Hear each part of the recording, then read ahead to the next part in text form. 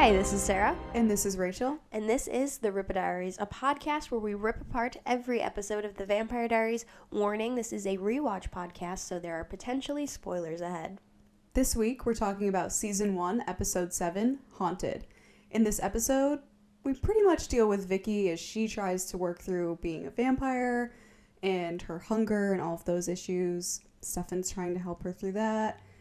Damon flirts with Carol Lockwood, and Bonnie goes to Graham's toward the end of the episode and gets advice about being a witch and learns about the necklace. Yeah, it's a great episode. It is. It really is. More emotional than I remembered, too. Yeah. This is the first one. Yeah, we'll get there. I'll save it. But yeah, it's a pretty good highlights one. We have our first vampire death. It's the first time I think that we see what happens when a vampire dies. Yep. Which is interesting. And then we get to find out more about the council. I don't know if they had a name before this. We'd kind of seen them meeting in the back rooms of founders parties and whatnot. Liz and Logan. But this time there was a name to it, the council. So, pretty notable things. Yeah. I also just made a little side note that we got to see Matt's house for the first time. Oh, yeah. Which I thought was fun. I don't know. It's just a small thing, but... We rarely get to see it. Yeah. But not really all that time. often. It's like one or two times, but... Yeah. Yeah. I just thought that was a fun little thing. And then I think this is the first time we've really had, like, Graham's dialogue. Yes. This we actually get to know a little bit about Graham, so we get to learn about her. So, lots of exciting stuff. Yeah. But, of course, we pick up right where we left off. Vicki is just loose in the woods. But not the woods this time. She shows up at school at night, where conveniently her terrible ex-boyfriend, hookup person, whatever they are to each other, Tyler is.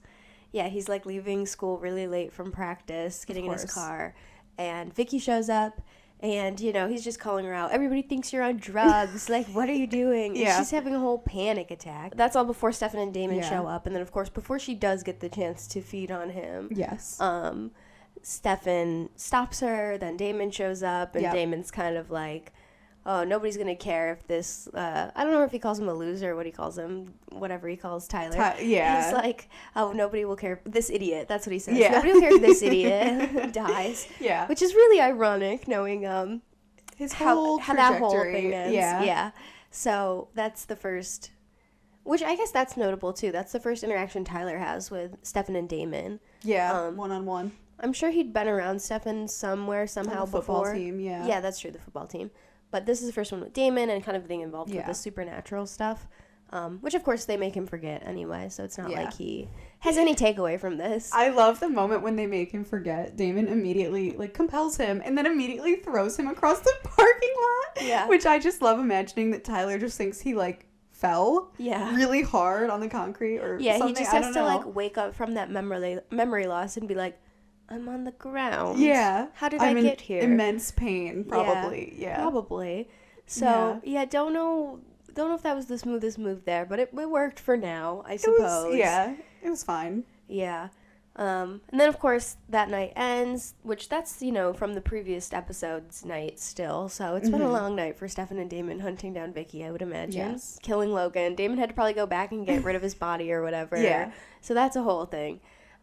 We've made it to the next morning, and poor Jeremy, he's skipping school so he can go for the search party for Vicki because he's really worried about her. Yeah. And I just feel so bad for him. I feel like, there's a lot to talk about with Jeremy in this episode. So much, yeah. And it just sucks, too, that, Elena knows what's actually going on, and she's really trying to discourage him from going to do the, search party and skipping school, but, he is doing the right thing. Yeah. It's very valid to skip school to go look for your missing friend. Girlfriend. They're basically dating at this point, if not actually. But even then, just a friend, too, would anyone. Be fine. Honestly, anyone from a small town like this, I feel like. Because it's not just I just want to go see where she's at. No, people are genuinely It's a search concerned. party. It is a search party. Matt says, the police are looking for her. People are worried for her. Yes. So skipping school is fine, which, of course, Elena is just doing it because she knows where she is. She knows what's going on. Yeah. But still, I'm she should have just let him have it. Elena could have, this is going to come up a lot this episode. There are a dozen different moves that I think Elena should have made differently. I think so too. Throughout this episode. Yeah. And it starts off first thing in the morning with being don't go on the search party. Yeah. Don't do that. Yeah. But yeah, and then Matt's at school, which is he at the search party? I don't know. He's somehow at school when he gets the call from Vicki. And so Vicki, when she gives the phone call, is actually with Stefan and Damon. She's at the Salvatore house, and Damon is like looking at the newspaper and just making jokes and being Damon. Yeah. And he points out in the newspaper that there's nothing in there about Logan dying. Yes. Which is interesting. So he's very aware of the fact now that somebody's covering it up. We're starting to get into some really interesting, like, bigger plot points of this season. You know, like, we've been saying a lot of these episodes have been set-up episodes for just, like, here's the characters, here's how the vampire stuff works. And they're great, but it is really nice to start being like, okay, we're getting a hint of something larger going on. And most of that is coming from Damon right now. Yeah. Who he mentions the Logan death is being covered up. He has the compass. He doesn't really acknowledge it much in this episode. No. He kind of shows that he has it again, but he doesn't really say anything about it. And Stefan's trying to coach Vicki right now, which is just not going well, obviously. No. Then it really doesn't go well because then Elena shows up at the house. Yeah, another bad move. I don't know why she'd even show up, but yeah, then when she shows up, she kind of talks to Vicki, and Vicki tries to call Jeremy, and I think this is, like, maybe Elena's really worst misstep is just saying, like, you know, you have to let him go, like, you can never see Jeremy again. Yeah. Why would she say that? I feel like that's, like, basically the thing in Inception where they say, how do you get someone to, like, not to think about elephants? Say, don't think about elephants. Yeah. Yeah, it's like if she hadn't said, don't go see Jeremy, I don't think she was planning to call him, of course, but I don't think she would have been feeling as strongly that she needed to go see him, like, right then and there. Yeah, I think it is part of that. Vicki just has that personality. If you're told not to do something, you're going to do it. Absolutely. But I also think 100% the way that Elena approached it was just bad. Not good. It was, like, not good. She has good intentions. She wants to protect Jeremy, obviously.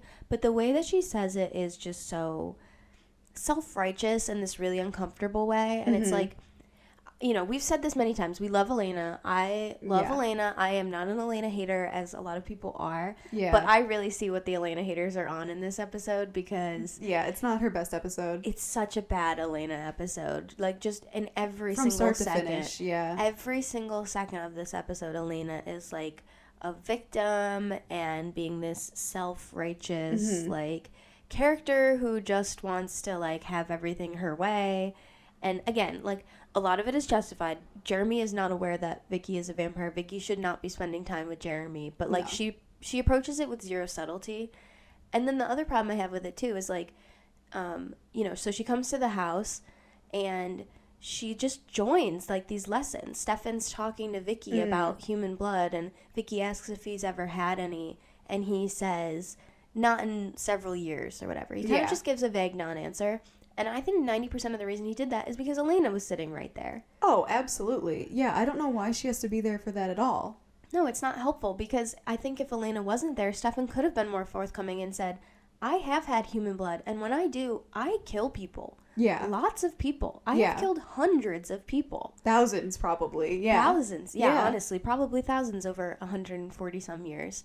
And so it's like, it just makes me so mad at Elena that she, again, is just, like, inserting herself and making it about her and making it about protecting Jeremy, when in this moment it can't be about protecting Jeremy or Elena being happy with the situation. It needs to be about helping Vicki, and it needs to be about how to best get Vicki through this scenario. And Elena being there, she just found out about vampires a few days ago, maybe like a week ago max. She's helping no one. She's helping nobody, and she's really just preventing it. I mean, maybe you could say that Stefan probably would have said the exact same thing without Elena there, and, you know, whatever. Maybe. We don't know. We'll never know. But I like to believe that, like, Vicki needed to hear how bad it really is, and Stefan could have told her that, but he wasn't ready to have that conversation in front of Elena because Elena didn't know any of that. No, I think you're right. I mean, she didn't know anything. In fact, this was something else I was realizing on a rewatch. I think this is the first time we get any hint at Stefan's past. Yes. I mean, I think he gives sort of, I mean, we know he has a blood problem drink, a little bit, like, just that he doesn't drink human blood. Yes. But I think it comes across as, like, every vampire has that issue. And even in this episode, I think it comes across like every vampire has that issue. But I do think this is the first one where it's, like, a little stressed on the fact that Stefan has this issue. Yes. It feels a little bit more pointed. Yeah, I think so. I think this is our first hint that he's a Ripper, which, again, we'll talk about that more and more when he finally drinks. Goes. Yeah, as when he finally drinks human blood. But yeah, I think this is like our first little hint, which I also thought was interesting. But yeah, I don't know how much he would have said, but I feel like he would have been more forthcoming. Yeah, it just would have, I think, gone better overall. Yeah, because also Vicky's not a bad person. I don't think she'd want to kill people. Like, I don't think she'd be okay with that. So if he said, you'll kill people if you feed too much or go too crazy, out of control. It's really hard to believe that pretty much anybody, especially any like high schooler like this, could be put in this situation and be told you really will probably kill people. Like, there's no way you get out of this without killing one person on accident. No one does. So. No one does. Every single person who becomes a vampire has killed at minimum one person on accident. Not even like unintentional, neck snap to protect somebody. Like, no, accidentally drain someone's blood. Everyone has. And so it's like, I do think that Vicki is a good enough person that would have kind of scared her straight. Scared straight. Yeah, that's what Vicki needed, was to be scared straight. Yeah, no, but she really did. Elena being there doesn't help. And then the other thing, obviously, is like, with the heightened emotions of being a vampire, especially in those first few days, Elena is a bad person to be around. She has so much reason to be mad at Elena. That's what she says, is like, when I look at you, I just see that you dragged my brother around for 15 years. Yeah. And, broke up with him and whatever. I don't think she really ever liked Elena. No, but as a human, we never saw her that hostile towards her.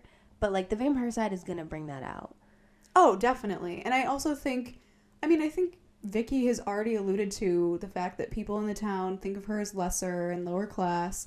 And obviously the Gilberts are a founding family. Like, I feel like there's that level of resentment too that maybe Elena isn't really totally aware of, because she's not on the right side of it to be aware of it. Yeah. But yeah, I feel like Vicki has every reason to dislike her, especially after she says not to see Jeremy. Yeah. But it's like, Elena, just leave at that point. Like, you shouldn't have come, but you should definitely be leaving now. Yeah. Yeah. Which, of course, she does react too strongly, where she holds Elena up against the wall, chokes her and threatens her. But then Elena just irks me, because then it cuts to the scene and Elena's like, she threatened me. Yeah, she's like rubbing her neck, which, to be fair, probably hurt. But yeah, I do. She's valid in the way that she reacts, but like, watching it, it's so annoying. It's like, Elena, I love her to death, so I don't really mean any of this, but like, get over yourself. Like, this is an episode where the Elena haters are justified, that Elena is being just like, okay, Elena, she threatened you. She's literally just got turned into a vampire. Her emotions are on extreme overdrive. Like, let her have this one. Just forgive and forget. Yeah, it's actually interesting. Now that we're talking about this, it's got me thinking, and we'll probably get to it more later. But I'm wondering if just like Elena's reaction in this moment, and then later on, if that's why she ends up having to die, is a lot because of Elena's reactions. Yeah. And Stefan seeing those reactions. Yeah, I think it is a big part of it. I think that Stefan knows that Vicki is a threat to Elena, and that's the one person that would make him go into that protection mode, to go into that huge action of just killing her. Yes. So I think it is a big reason. I think that if, Vicki had a vendetta against Tyler, everyone would have kind of let it happen. Yeah, they would have been like, okay, whatever. She can be dealt with. And I kind of thought about that at the end of the episode when Elena's talking to Jeremy about she would have killed me. It's like, if, they were never going to let Vicki live over Elena, but, like, Vicki could have lived over, like, Tyler. Definitely. At this over point. Most people, I think, actually. Like, yeah. Maybe not most, but a lot of people. Yeah. So it was just really bad that she happened to sort of target Elena and all of this. It was just not going to work. She didn't know what she was doing. No, she really didn't. But she did know what she was doing in some regards, because she goes to have the conversation with Damon, asks why he was turned into a vampire. He turned her into a vampire. And he just says, like, because I was bored. Yeah. And he's like, oh, well, let's go outside and, like, run around. Yeah. She's like, great. Sure, that'd be fun. Yeah. And, of course, the second she starts vamp running, she just bolts. Yeah, of course. Because, of course, you would. Yeah. I don't know. I love Damon. I think he is very cunning and smart. But this moment, I'm like, you had to see that coming. You got played. You got. Well, see, that's kind of my guess. Is it's not necessarily that he didn't think it would happen. It's that he just didn't care. That's kind of my perception of it. Is he's like, she could run away, but I guess consequences that's true. for me are pretty low. He does say to Elena, like, I don't care about any of this at all. This is nothing. Exactly. And he did say he was bored. So, yeah, I guess he really just did not care if she gets away. I think that's exactly what it was. There's no way. Damon is smart. He must have known she would run. He literally just didn't care. Or at least if she that she could. Yeah. He just didn't care if she did or not. That's, I think, what it comes down to. That he was like, well, we'll see. She does. It's Stefan's problem. Yeah, he just gives it the oops, my bad. His line of the series at this point. Yeah. So, but Vicki, of course, goes back home right away. Yep. She goes to see Matt. And poor Matt is just freaking out. He's just like, she has to get invited in.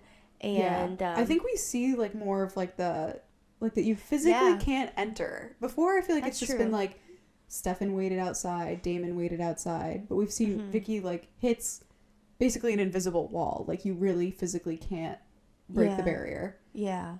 Just a little aside, but I don't think we had seen that before. We knew obviously from several instances that they had to be invited in.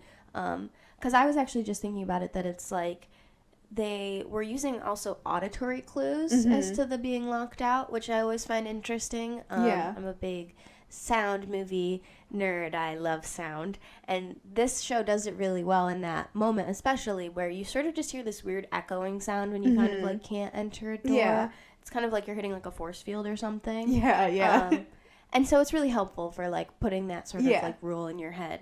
But Vicki does get invited in, so she comes in. Of course. Matt makes her the wonderful, you've been gone and missing and on a drug bender and your friends died meal of a hot dog and tater tots. He is trying his best. I will take, honestly, this has been a really, this has been a really transformative rewatch for me because Matt is so sympathetic to me. I will take no Matt slander. He is doing his best making that hot dog and tater tots. It's probably all he knows how to cook. I mean, he is a 17-year-old boy. He's like 16, 17, Yeah, a 17-year-old boy even knowing how to make a hot dog and tater tots is unfortunately impressive. Yeah. So that's what he makes for her. And of course, she freaks out. She's still having a really hard time controlling her emotions. She breaks the plate.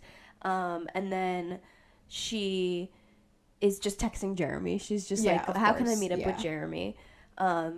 Which Stefan shows up at the house before she can go meet up with Jeremy, and he's trying to get into the house, which Matt is like, did he do something to you? Yes. Like, what's going on? Yeah, because she's very adamant. She doesn't want him to come in. Yeah, which I just feel so bad about. Like, I just hate that Vicki did that. Like, I know. I understand.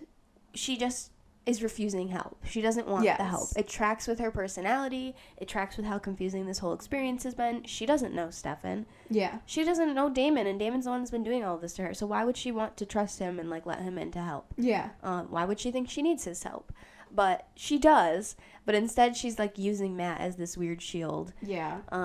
Which she continues to do throughout this episode. Yeah. So Stefan can't get to Vicki. But Elena's at home with Jeremy, and she's still trying to do the, like, protect Jeremy, let's make Jeremy, let's do something together. Yeah, so let's go out, let's go to the Halloween party. Which, stupid plan. If she wanted to protect Jeremy, why would you not be like, let's stay in and, like, in a watch house a where movie no one's invited in? No vampire can get in. I guess she's new to the vampire rules. Maybe she forgot, but well, that's kind of what I was thinking, is it's definitely just she's too new to the game, because I feel like we see that time and time again throughout the series, where if you're trying to avoid a vampire, you stay in. You stay in, yes. Like, yeah, humans, when you're trying to avoid, like, some sort of incident, you go to a public place. Public places are great to, like, be, whatever. But not in vampire world. If you're in a public place, it takes them 2 seconds to grab you and, like, whatever. Like, you're not that well protected. So, yeah, she probably just hadn't really sort of figured out that yet. But she would have been way safer keeping Jeremy in, forcing him to watch a movie, sitting by the front door so that, like, if Vicki ever showed up, like, she's not allowed in. Yes.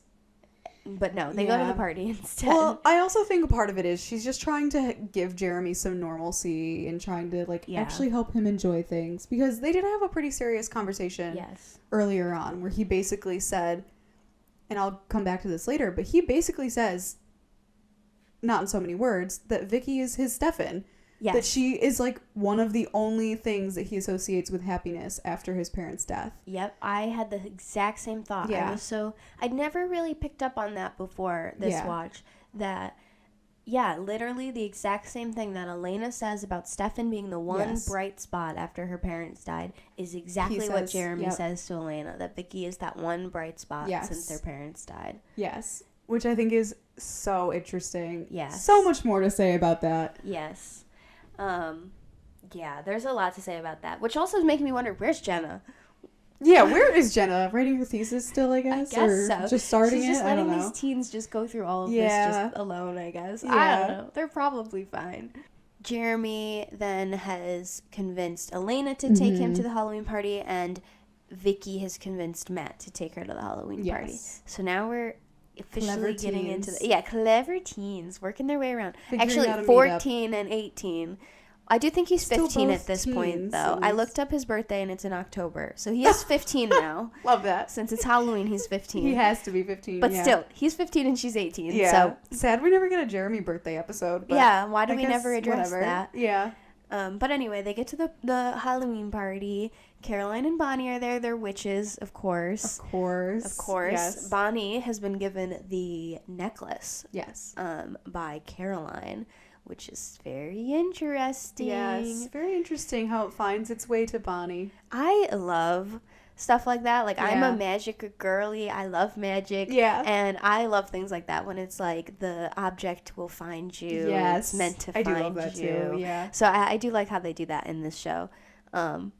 But that blonde wig should not have been meant to find Bonnie. Oh my gosh. Why did they put didn't her have to in do that? her like that. Yeah, when she shows up at Graham's house and she rips the wig off, she immediately looked 10 times better. Yeah. I don't know why she would have the blonde wig. I don't know. I guess it's just Halloween. You want to do something fun. Here's why. Because Kat Graham is beautiful, and they were like, we can't let her distract from the scene. We can't let her be the star of the show. Yeah, that's probably throw her in true, the bad blonde wig. Honestly, it might be. It could be. So, yeah, they throw in a terrible blonde wig. But it's not the worst costume, I think. Maybe in terms of just general vibes. Yeah. Tyler's costume as the gladiator. That is terrible. Imagine if someone like in high school was shirtless and wore like the little cape thing. So annoying. Bad. Hate Come Tyler. On.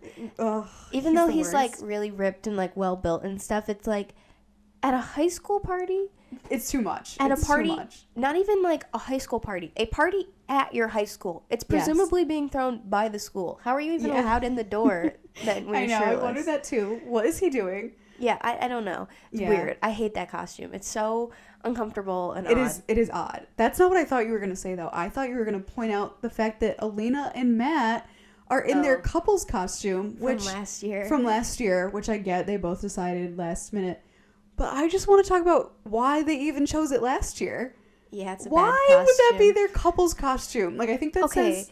I don't know. I think this is everything you need to know about them. Well, that they were that's exactly it. They were at Kmart picking out their couple's costume 2 minutes before probably last year. That's exactly why it's perfect. It sums up the relationship. It's so bad. It sums up the relationship between Elena and Matt, where it's like, yeah, they're just boring. They're basic. Yeah. Together, they are right. basic small town. I mean, come on. Like, look at some small town people, and they've probably dressed up as nurses and doctors. Like, for Halloween. It completely tracks with their entire philosophy as a couple. It does, but it just kills me every time. I'm like, it's bad. It's bad, so but bad. That's the point. So it's pretty good in that regard. Yeah, it is a well taken point, but it is so bad that I can't not think about it every time we watch. Yeah, especially too because I just don't understand. They're both like carrying limbs for some reason. It's not like they're just a nurse and a doctor. They were like, bloody nurse and bloody doctor. I don't know. Yeah, Matt, you carry on a foot, and Elena gets a hand for some reason. I don't know. It's just odd. But it tracks for a 17, would have been 16 at the time that they bought those costumes. Yes. So it does make sense, but it makes sense. I still hate them. Yeah. And then, of course, we have the Lockwoods dressed up as the Gatsby couple for some reason. Yeah, who are also going to the party at the high school for some reason. Yeah, my only guess is, like, his mayor duties require him to go make he has an appearance? to pull some chaperone duty. I don't know. You'd think you could get out of that as mayor, but I guess not. No one is immune to the pain of being called on for chaperone duty at the school dance, which Honestly, everyone's doing terrible since the son of the mayor is shirtless. People are clearly spiking their drinks. Bonnie's talking about how she can't drink because last year she was hungover until Thanksgiving. Yeah. From Halloween to Thanksgiving. Yeah, relatable queen. Yeah. Love her. So yeah, clearly the chaperones aren't doing a good job at all anyway. No. But yes, we've come to the Lockwoods, who are very interesting. So they're pre-gaming at the grill, as one does. Of course, the only place to go in town. Yes. Which they were there earlier in the day as well for some reason. Yeah. As was Damon, conveniently, as they happened to be talking about how to find the vampire in town and how they had to stay ahead of the vampire and it couldn't find them. Meanwhile, Damon's sitting at the bar listening to every single word they're saying, which love that. Yeah. Love that for him. But then he goes back later, when they're there later, for the party. And so... I think we're supposed to assume they've just been there that whole time. No, because the first time they weren't in costume. Were they not? No, they were just in regular clothes. Like, they were there getting... Why did they come back? I mean, it's probably the one place to eat in Mystic Falls. Yeah, I guess. Lunch and dinner. Okay. Yeah, so they were there. Anyway. Yeah, they were there for lunch. Damon was getting a drink or whatever. He hears that stuff. Doesn't interact. Then he comes back and just later. knows they're going to come back for dinner? Yeah, I don't know if that was his plan. I mean, we see throughout the series, Damon loves the Mystic Girl, probably more than anyone else. Drinking, yeah. He's always there drinking. So he might have just been like, well, if they're there, they're there. If they're not, they're not. I'm still at the Mystic Girl drinking, I guess. I'm still at my favorite place, so might as well. Yeah. But yeah, so he does go back and they're there getting their pregame for the party. Of course. And this time... Mayor Lockwood he's a jerk as usual, so he leaves and she wants to stay, and that just leaves the opening for Damon to swing in and do his sweet talking moves, which he is sweet talking her, but he pretty much immediately tries to compel her, which he quickly learns does not work. She has Vervain on her. She has the bracelet. It zooms in. It zooms in, lets us know she's got the bracelet on that has Vervain in it. So Damon just has to stay with his usual charms of smooth talking, which works just as well, honestly. It works just as well. He doesn't even need the compulsion. He does not need it at all. He doesn't need any compulsion ever. Yeah Literally. And through this conversation he basically cements his spot in the council. He does such a good job flirting with Carol. I love that little scene. Oh my god, I wish I was her in that moment. I know. I'm like, I would be telling him all of my secrets too. He just he does such a good job. Also, when he says "Are you happy with your husband?" Oh my god! I'm like, she calls him out. I might have been up until now, but not this moment. Not anymore.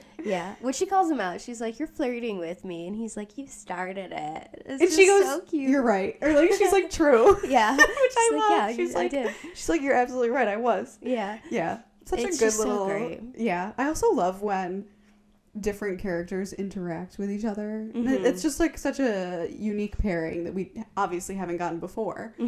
But it's just like a fun little conversation they have, which they become like best friends. This is the first pairing of them, and they become like pretty good pals, not to the level that he is with Liz, but they're still like friends. They're pretty close. So it's nice to see that relationship starting to build. Damon and any woman over the age of like 30 just together. Best of friends. Literally. Best of friends. So, pretty much. But he's not as great with the teenage crowd because he immediately leaves the girl to go to the party where he sees Bonnie and asks about Caroline, which Bonnie... Have we ever seen Bonnie and Damon interact, first of all? I think this is the first time they've, like, at least directly interacted. I think one-on-one this is the first time. Which is important. Obviously she knows who he is, but... I know. I love them. They start from the true bottom and start from below bottom. They really crawl their way out. They get there eventually, but right now it's kind of rocky. He sees she has the necklace on and he tries to rip it off of her neck, which I don't know why he was thinking that would work anyway. I guess he just didn't think about it really. I guess he just doesn't care. It's just a necklace. It would have worked if he just ripped it off of her and took it. But he forgot to think, Bonnie Bennett. Bonnie Bennett. Connect the dots. That's why she has the necklace.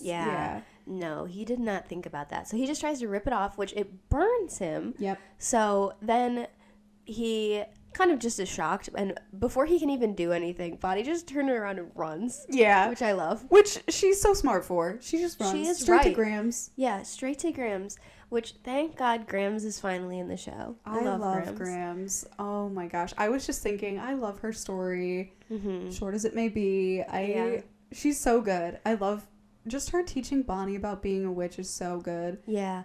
Yeah, we got the earlier scene in the episode where she's giving Bonnie sort of basic witch lessons. Mm-hmm. And it's a nice little moment because Bonnie does say, like, when do we get to the fun part? Which we've been talking about, you know, Bonnie having fun with the magic and not just it being a scary thing. But Grams does pretty much say, like, no, it's, like, pretty serious. Like, you have to take this seriously. Yeah, and you can't start practicing unless you actually know what you're doing and you're ready for that danger. Yes, exactly. So she starts kind of coaching Bonnie in this. We find out that she teaches occult at the local college, which is a nice little thing that will come up later in the show. Yeah, I love that. And I also love that Bonnie basically says, you know, everyone knows you're a witch, Grams, and basically says it's not a secret that the Bennetts are witches. And I love that Grams is just like, well, you know, they do know, but no one actually really believes it. They think I'm just a kooky old lady, which I love. And I think that really goes to, like, her, well, I don't know if she actually has, like, the alcoholic persona, but, like, the persona that Caroline and Bonnie have been getting at in their bullying in the early episodes, where it's like, she's putting on this act to sort of come across as kooky. Yes. Because it works to her advantage. She knows what she's doing. Exactly. It's like, she can fully be who she is, but people just chalk it up to, oh, she's just crazy. Also, when Bonnie is there in the first scene, it's before school. I don't understand how all the time kids in TV shows are always doing everything in the world before they go to school. Every time. This happens, I think, again in Vampire Diaries a few times. Yeah. And then other shows all the time. People will do stuff always before school. We went to school at like 7:45. 7 or 8. Yeah. Yeah. You're just getting up at 6. Yeah. What? Crazy. Yeah. I mean, unless your commute is like 5 minutes, one to your grandma's house and then also to school, which even then, I would have, like, if I had to go to my grandma's house before school, even if it had been on the way, I would have never got there. You were, like, barely making it to school on time. I barely made it to school on time, but I couldn't have even, I was, like, usually on time, and even then, it was, like, I was getting dragged out of bed. I was, like, barely making it there. Same. I mean, that's why I was late. Yeah, I was barely making it. But they do have one part of the teen experience, right, which is Jeremy's costume for the Halloween party. Oh, my God. Yeah. He's just wearing a hoodie. I don't know. He's just himself. Yeah. Yeah, he didn't do a costume. And he just works for Jeremy. It works perfectly. 16, 15-year-old boy. Yeah. Who is just, like, over it and wants to see his girlfriend. Yep. It's exactly the vibe. They got him right there. Yeah. They also got right. Vicki is a vampire. Brilliant. I did think about that. I was wondering, logistically, where did she just pull out this vampire costume from? Yeah, I mean, it's believable enough, I guess, that you just have costumes on hand. But it just works so perfectly because it's great when Matt is talking to Elena about, where did Vicki go? Yeah. Or you can't miss her. She's a vampire. It's so good. It's good. A little on the nose, but I like it. Yeah, it's on the nose just enough. Yeah, just enough. It's a good amount. On the nose. It's a good amount of on the nose. But of course, then Stefan gets there and he pulls Vicki aside and he's really like trying to get to her about how like you can't handle it here. You have the headache. You have whatever. Yeah. Which I feel like Stefan is really giving us his own view into his psyche in this moment when he's like, you feel like you could like punch the wall or whatever he says. Yeah, to you could rip someone's head off if they look at you the wrong way. Exactly, you could rip someone's head off. Stefan. Yeah, really getting into a view into how he feels in some certain moments in this show. So that's interesting. Yeah. Stefan does a lot of self-reports. He always is self-reporting. Like, okay, yeah, I'm all over the place. I'm out of control. Like, okay, Stefan. He's constantly self-reporting. And then he has to pin Matt up against the wall, too. Oh, so my that's gosh. Fun. Yeah. Which, you know what? I also wondered at this part, and, like, Matt thinks he's done something to Vicki that's wrong or something. And Stefan says, I'm trying to help her. Yeah. Why doesn't he just say, like, he's an addict or, like, he's had drug problems before. Or he, like, an ex-girlfriend or, like, a close friend at his old school or something. I don't know. Like, Stefan, they should have had Matt on their side in that, but instead they're having to constantly, like, take him out of the way so that they can help Vicki. It's just, I don't know. It's just weird. Especially, too, because Stefan and Matt did have a good relationship previous to this situation. They were starting to kind of be friendly. To kind of connect. Yeah. So I don't know. I have to chalk it up to, I mean, one, Stefan probably in the moment doesn't feel like he has time to explain himself, at least at the party. Yeah. And two, I mean, well, I guess Stefan is 162, but yeah, like teens, realistically, they don't know how to handle situations like this. That's true. That's true. I guess I have to chalk it up to that, but yeah, I don't know. I just always wonder why Stefan doesn't say something. Yeah, it feels like he could. Yeah. But yeah, so Vicki gets away, and then she takes Jeremy back to the little bus garage for a makeout sesh. For a little makeout. Which quickly escalates. Escalates, of course, because she bites his lip. Mm-hmm. And Elena, of course, comes out of nowhere and grabs one of the, like, 2x4s that's, of course, just by the school. Why wouldn't they have just random wooden planks? Yeah. And she starts to go after Vicki, and then Vicki starts to go after Elena, and she throws her into all the pallets. Yeah, she throws her into all the pallets. Poor little Nina Dobrev. Yeah. I mean, I'm sure she had, like, a stunt double, but yeah, it would have killed her if this were realistic. That would have ended her. So, yeah, she gets thrown around by Vicki, and then, of course, Stefan comes in to save the day and pulls them apart. Mm-hmm. Yeah, and Elena tries to get Jeremy back inside. Yeah. But then Vicki grabs Elena's before she can get back inside and is feeding on her. And also, I just wanted to note, when Elena or Nina screams, I don't know, she's such a good scream. She has an iconic scream. Yes, it's so, like, it makes you feel such a visceral reaction. It's so good. Yeah. So, yeah, she screams. And I just noted in my mind, I was like, wow. Great screamer. Yeah, good scream. I don't know. It's just a random thing. But, yeah, she does an amazing scream. And, of course, as Vicki's feeding on Elena, Stefan stakes her. Yeah. And Vicki dies, of course. Yeah. And we sort of referenced this earlier, but I always wonder, and I still wondered even on this rewatch, why Stefan doesn't just try to snap her neck. I do think it's because he just keeps going after Elena, and he just sees she's going to be a constant threat to Elena, and he's not willing to take the risk. He's just not even willing to take the risk, and I mean, they were struggling enough as it is. Yeah. And if she's going to be constantly going after Elena's life, I guess it's never gonna. It's just not worth it. He'd never be okay with that. I think that's what it is too, because, like I said, it's like Vicki is like. I mean, it's so clear from the get-go that like as a vampire, it's never gonna work for her. Yeah. It's never gonna work. Yeah. No, it's so clear, and it also makes me wonder: is it sort of like a mercy kill on Stefan's part? Like, he knows how tortured his existence has been. That's true. He probably doesn't want that for Vicki. I mean, at least not deep down, subconsciously. Yeah. That brings me to the point that Jeremy is there witnessing all of this. Yes. Oh, so Jeremy. Even then with the mercy kill, give Jeremy some mercy, not do it in front of him. I know. And honestly, we see, which again, you can say maybe Elena's making it a little bit about herself, but we see Elena's reaction to this. She sobs. She is very, very upset by this. She's known Vicki her entire life. Yeah, she has. Yeah. I mean, I guess if we're going with your point that he doesn't really have much of a choice in that moment. Yeah. To like kind of stab her and get her off.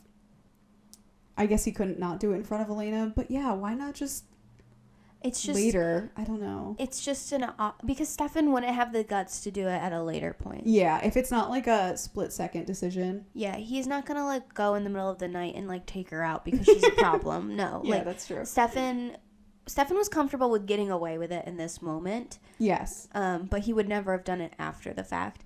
And so I think that's why it happens. But yeah, it's just so unfortunate. Elena has to be there for all of that, and Jeremy really has to be there for all of that, because at least Elena knows what's going on, and although she sobs and is devastated by it, she does pretty quickly accept that it is just like what had to happen, because she does say to Jeremy later, like, she was gonna kill me. It had to happen. But Jeremy doesn't know a single thing about vampires. No. He's just seeing this. He doesn't know what he's seeing, but he knows he sees Vicki get stabbed, which is just an awful thing to have to witness. Yeah. Of anybody, but especially your girlfriend when you just don't know anything that's going on in the supernatural world of things. And out of nowhere, she tries to attack your sister and is trying to kill her. Yeah. Trauma central. Traumatizing. Which then, for some reason, Elena tells Stefan to take Jeremy back to the house, and she stays with the body.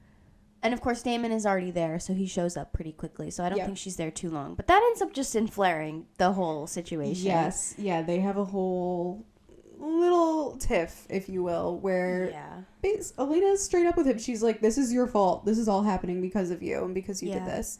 Yeah. She slaps him. I love the slap. It's so really good. Yeah. See, okay, I was actually going to say, I hate the, like, hitting and slapping. Not because it's not, like, in the moment good, but I just am always so uncomfortable with, like, women slapping men in scenes, because if a man did it, it would be so wrong. Yeah. But, like, when a woman does, I don't know, so it still just makes me uncomfortable. Not that Damon isn't, he's a vampire, he's fine, but, like, I don't know, I'm like, I just hate that. But it is just a way for her to channel her, like, anger in that moment.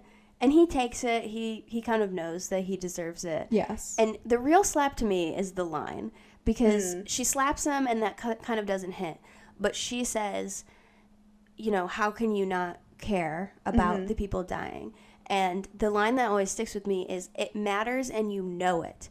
The way that she delivers that is so, like, that is the real slap. That is the real, like, I see you. I understand you. And I don't believe this whole, like, act you have going on. It matters and you know it. Yeah. That always stuck with me. Yeah, I do really like that line. It is the real slap, realistically. And it also always makes me wonder. So then after, of course, Stefan gets Jeremy home and Elena asks Stefan to erase his memory. Oh. Stefan says, I can't.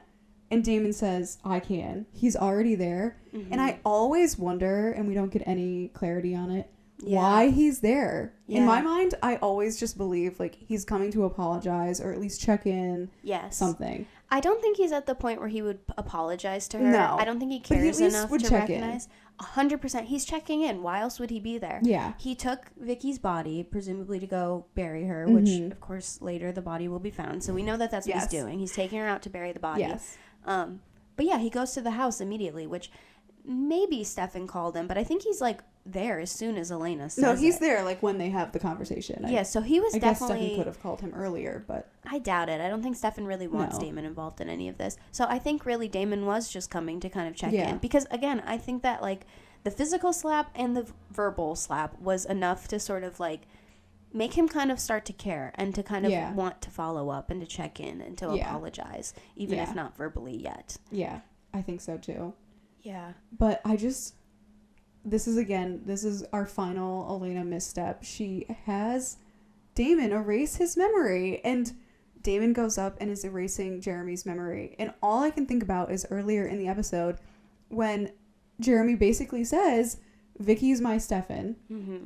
And then, while Damon's erasing Jeremy's memories, Elena says to Stefan, all I really want, like, everything I want is just forget you, forget all of this, just forget I even met you, all of that, but I can't forget the way I feel about you, which is exactly what she's making Damon do to Jeremy. Exactly. Maybe she doesn't know that it will have that consequence that Jeremy isn't going to feel as strongly for her and like basically forget his feelings.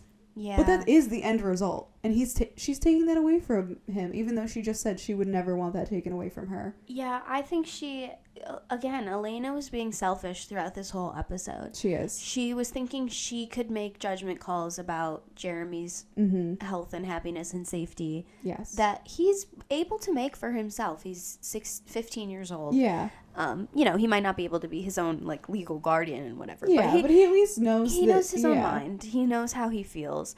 And also at this point, especially, like, you know, this show often is like the Olympics of grief. Like, everyone in the show loses somebody, and pretty much everyone loses multiple somebodies. Yes. And of course, at this point, it's only been so far. Elena and Jeremy had lost their parents before the show even started. But now in this moment, it really gets going, and Jeremy loses his girlfriend. Yeah. And Jeremy loses his next girlfriend. And he loses the next one after that. Yeah. Yeah, and he loses his aunt. He loses his uncle. You know, everyone in the show loses people, and I've kind of always thought Elena was the one that loses the most because she's so centralized in the story. But I think it's actually Jeremy. Jeremy loses a lot, at least as much as Elena in a lot of ways, because of all their family loss. Yes, exactly. But then on top of that, he loses every romantic interest he has. The other contender we can sort of put in for Grief Olympics is Matt, unfortunately. Yeah. And this episode we know his dad's never really been around, but this is the first episode where now he's experienced it, and he doesn't even know yet, which is devastating. Yeah, this is such a sad episode for Matt. These first few, really, I mean, I've been so much more sympathetic to Matt on this rewatch than ever before. Yeah. Just because when you really look at it, he has a terrible family life. He has a lot of loss, and has lost about as much as Elena in terms of family loss, just in different ways. Yeah. And the conversation between Elena and Matt really kills me when Elena basically has to lie to Matt. Which is exactly what she told Stefan in the last episode she doesn't want to do. Yeah. She didn't want to lie to people. Yeah. And immediately, as soon as this vampire stuff gets in the mix, that's what she has to do is lie to him. Yeah. And, like, it makes me want to cry thinking about it, that, like, he's asking where Vicki is, and she just has to lie and say, I don't know where she is. Yeah. She knows that she's dead. Yep. It's so devastating. And Matt is saying, you know, like, is this a lifetime of what I'm in for, when she's already dead? Yeah. It's terrible. It's heartbreaking. And then when, obviously, Elena doesn't even know what to say, and she just says, you're a really good brother. You know that, Matt. Oh my God. I teared up. I'm not afraid to admit. I teared up. I could tear up right now. We got to switch topics. Yeah. Literally, this episode, I think this is our first, like, crying episode, because Vampire Diaries is a great show to cry to. There's so many tearjerker episodes. Basically. And I don't think we've had one so far that's felt like a tearjerker, but this one definitely was. Yes. I was tearing up the second that last song comes in. Yes. And they're talking all about erasing the memories and, you know, all of these things about Stefan and Elena's relationship and about Elena's parents, and it just really, and Damon, everything about it. Everything. Yeah. So good. And, you know, it just ends. Damon comes out and he tells us it's done. Yeah. Jeremy's memory of Vicki, what happened, is gone. He took away Jeremy's suffering. Yes. What a place to end it. And that's what it ends on. Oh my gosh, it's such a heavy ending. It's a heavy ending. The heaviest, I mean, this is the first real loss that we've had. You know, I think we said it in the last one that we haven't had very many main character deaths. I mean, you can't really have a main character when you're like 3 episodes in anyway. No, But, you know, like Tanner died, whatever. It's kind of whatever, Logan died, whatever. Vicki got turned into a vampire. Okay. And then now Vicki's dead. She's really actually dead. Yeah. Which is just devastating. Which brings us to our in memoriam pretty perfectly. Yes, it definitely does. Yeah. The only death this episode, and definitely the worst so far, is Vicki. But on a lighter note, it wasn't Damon. It was Stefan. Stefan's first kill. Congrats. Stefan's first kill within the show. Yeah. Yeah. And our first vampire staking. We haven't seen, thus far, I think it's been feedings and... That might have been the only way of deaths. I don't know if there's been anything else. Because some creative versions of the feeding situation. Yeah. But pretty much just feedings. So this was the first staked vampire as well. So... Yeah, first death. Truly rest in peace to Vicki Donovan. Yeah. But she deserved more. Well, she won't stay down, so we'll be talking about her later. Not stay down. She'll come back, don't worry. Yeah, so we're very sympathetic to her for now, but we'll see how we feel in season 3, because that'll be great. You lose sympathy. You do lose the sympathy. Yeah, unfortunately. Yeah. And I honestly think Vicki's death has to be my out-of-pocket moment. Really? I really don't have anything that I thought was so out-of-pocket besides Elena taking away the memory. Okay, that's out-of-pocket too. But the moment I would say is because, again, I think we've said this a few times, where sometimes the death feels like the out-of-pocket moment, but it's also so heavy. It's like, it's worse than out-of-pocket. It's not the fun out-of-pocket. Which is how I feel about Vicki, where it's so devastating that it can't even be like the fun out-of-pocket moment. This one to me is Elena confronting Vicki at the Salvatore house about, like, you can't see Jeremy anymore. That's the out-of-pocket to me, because that's just like the... Like, who gives you the right? Who gives you the right? If you hadn't done that this entire day, this entire situation for Vicki would have been probably very different. But yes, so this one is definitely Elena being rude to Vicki is our out-of-pocket moment, because Vicki dying is just too intense to be out-of-pocket. Yeah, I think so too. Which also, something I did think you were going to say for out of pocket relates to my best quote. Really? Yeah, I actually thought you were going to say it was a little out of pocket that Damon just straight up tells Vicki that he killed her out of boredom. And I love his quote where he says, well, just because your life was pathetic doesn't mean your afterlife has to be. And I love that quote. Okay, I thought about that one for best quote. That is a good best quote. It's such a good quote. The other one, it's always Damon. Damon always has the best quotes. He has the best one-liners. I love the one he said to Tyler when Tyler's like, dude. And he goes, dude, come on, dude. I just thought that was such a good delivery of that. Pretty good. But I think my actual personal favorite for the quote, I don't know if we want this one to be the officially named best quote because it is pretty serious, is it matters and you know it. I already gave the whole spiel. I like it. No, I like it. It's so impactful. Yeah. No, it is. And it's a better tone for the episode, I think. It's such a serious episode. It really fits the vibe. Yeah. So Elena gets out of pocket and best quote. Yeah. Good for her. She has a good episode, I guess, in some ways. A bad episode, a good episode. Yeah. I don't know. But the highs and lows. Yeah. Speaking of lows, song of the episode. Oh, my heart. I do have an honorable mention that okay. honestly kills me to not name best song because I love this song. It is like a Vampire Diaries song that I associate it to Vampire Diaries. I listen to it when I'm in a Vampire Diaries mood. And that's Sleep Alone by Bat for Lashes. Oh, I do like that one. Which is what plays when they go to the Halloween party. Yeah, it is fun. It's just good vibes. It's so fun. And it's like a specific Vampire Diaries remix that they did for the show. Yeah. This was also on the CD that I had in 2009 of Vampire Diaries songs. So I love that song. So I wish I could name it best song. But the clear best song has to be... Of course. The Weight of You. The Weight of Us. The Weight of Us. Oh, no! Cut. No, I'm just kidding. Get rid of it. No, The Weight of Us. The Weight of Us by Sanders Bulkey. Yeah, Bulkey. I think is how we figured out how to say his name. Yeah. But yeah, The Weight of Us, man. The weight of this episode, yeah. That's another, like, we've already said it several times. We're, like, 7 episodes in, and we've already said every song is a top 10 best Vampire Diaries song. But this one is another, like... So far we have 7 out of 10 in top 10 episodes. We're not going to have much left after this, like, season. Yeah, no. This is another top 10 song for me. It is. At least a contender. Emotional one. In the emotional sad category, yes. That's true. I think it's up there. Yes, if it was going to be an emotional top 10, easily this one's on for me. And even for an overall top 10, I mean, it is hard to say it really would be on there because, like I said, I've already named several that I think are top 10s. But this one would be a contender for me. Like, it would be on the list. It'd be on the short list, if not the actual top 10. It easily would be. Definitely. Because this song plays at the end of the episode. Through all of the dramatic moments, it plays as Damon erases Jeremy's memories about Vicki. It's just... I really was thinking about it this episode that, like, the episode is dramatic.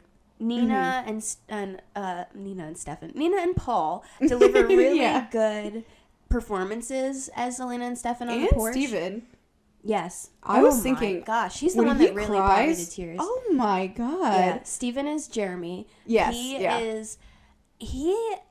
I think we kind of undervalue him sometimes because Jeremy's just a whatever character sometimes. Yeah, and he doesn't get a lot of emotional scenes. But let's not forget, he is Stephen McQueen's grandson, who is a legendary Hollywood actor. Yeah. And this boy inherited some of those. Yeah. He definitely inherited it because he was the moment that, like, really broke the straw that broke the camel's back for me and crying during this episode because he does such a good job. The song's perfect. Yes. Great episode. Yeah, great episode. A really emotional one. So Vicky's gone. And the next one, another great episode. Another really great episode, yes. Season 1, episode 8, 162 candles. Yes. Another emotional death is coming. Yes. And we get to meet Lexi. A great episode. I'm very excited. So looking forward to it. Yeah. But we'll get into that next week. Yeah, you're going to have to wait till next Thursday. In the meantime, you can follow us on TikTok, on Instagram, at the Rippah Diaries podcast. You can listen to our podcast on Spotify, on Apple Podcasts, or you can watch the video version on YouTube if you're not already. Yeah. And then we'll see you next week for 162 candles. Yes. Love that episode. Me too. Thanks for watching or listening. See you next week. Bye. Bye.